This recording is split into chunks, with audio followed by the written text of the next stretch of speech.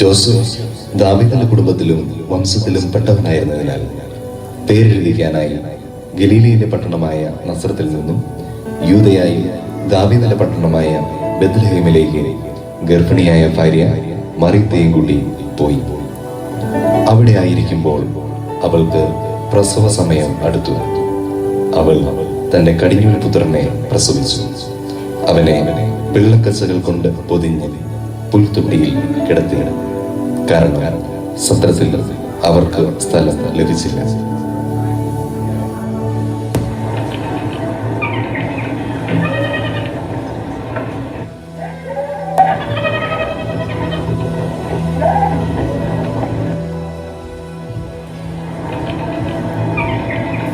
ആ പ്രദേശത്തെ വയലുകളിൽ ആടുകളെ രാത്രി കാത്തുകൊണ്ടിരുന്ന ഇടയന്മാർ ഉണ്ടായിരുന്നു. കർത്താവിന്റെ ദൂതൻ അവരുടെ അടുത്തെത്തി. കർത്താവിന്റെ മഹത്വം അവരുടെ മേൽ പ്രകാശിച്ചു. അവർ വളരെ ഭയപ്പെട്ടു. ദൂതൻ അവരോട് പറഞ്ഞു, ഭയപ്പെടേണ്ട, ഇത് അസകല ജനത്തിനും വേണ്ടിയുള്ള വലിയ സന്തോഷത്തിന്റെ സദ്വാർത്ത ഞാൻ നിങ്ങളെ അറിയിക്കുന്നു. ദാവീദിന്റെ പട്ടണത്തിൽ നിങ്ങൾക്കായി ഒരു രക്ഷകൻ, കർത്താവായ ക്രിസ്തു ഇന്ന് ജനിച്ചിരിക്കുന്നു.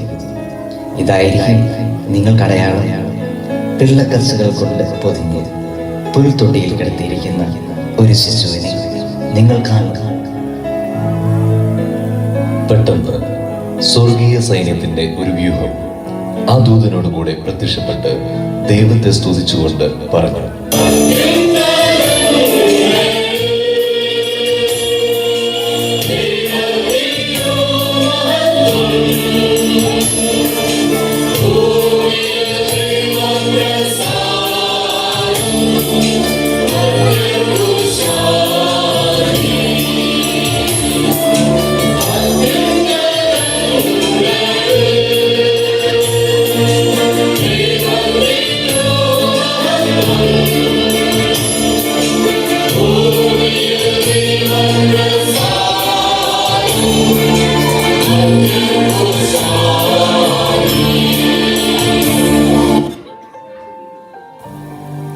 ദൂതന്മാർ അവരെ വിട്ട് സ്വർഗത്തിലേക്ക് പോയപ്പോൾ ആട്ടിടയന്മാർ പരസ്പരം പറഞ്ഞു, നമുക്ക് ബെത്ലഹേം വരെ പോകാം.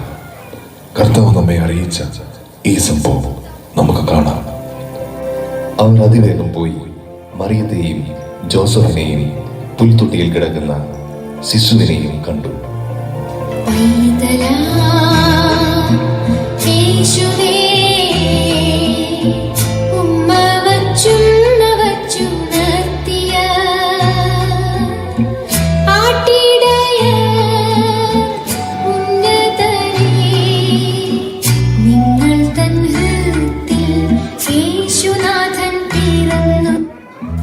അതെ, നിരക്ഷരരും നിർമ്മല ഹൃദയരും പാവപ്പെട്ടവരുമായ ആട്ടിടയർക്കാണ് ആദ്യമായി ഈശോയെ ദർശിക്കാൻ ഭാഗ്യം ലഭിച്ചത്.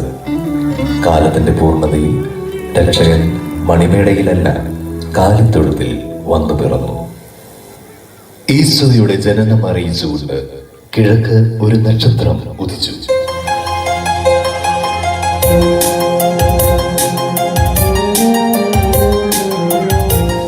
സത്യാന്വേഷികളായ ജ്ഞാനികൾ പൗരസ്ത്യദേശത്തു നിന്ന് നക്ഷത്രത്തെ പിന്തുടർന്ന് കാലിത്തൊഴുത്തിൽ എത്തി. തങ്ങളുടെ നിക്ഷേപ പാത്രങ്ങൾ തുറന്ന് പൊന്നും മീറയും കുന്തിരിക്കവും ഉണ്ണീശോയ്ക്ക് സമർപ്പിച്ചു. ദൂരെ നിന്നും ദൂരെ ദൂരെ നിന്നും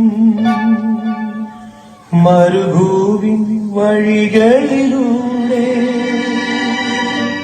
ഒരു കാലിത്തൊഴുത്തു തേടി 3 രാജാക്കന്മാരെത്തി.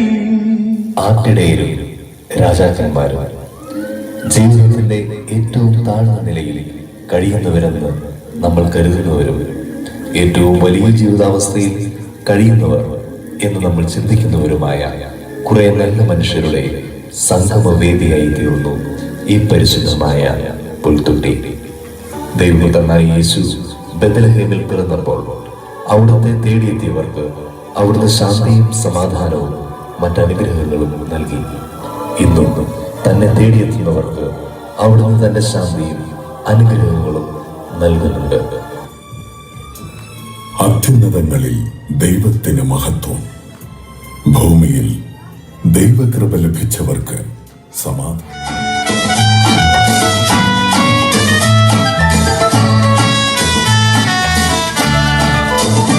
ദൈവം പിറക്കുന്നു മനുഷ്യനേ,